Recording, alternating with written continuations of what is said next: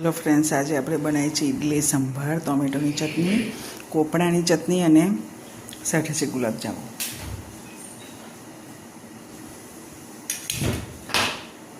જો ખૂબ જ સરસ મેનુ આજે સાઉથ ઇન્ડિયન તૈયાર કર્યું છે. સાથે સ્વીટ પણ છે.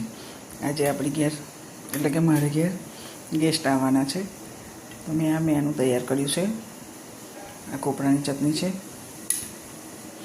આ ટોમેટોની ચટણી છે.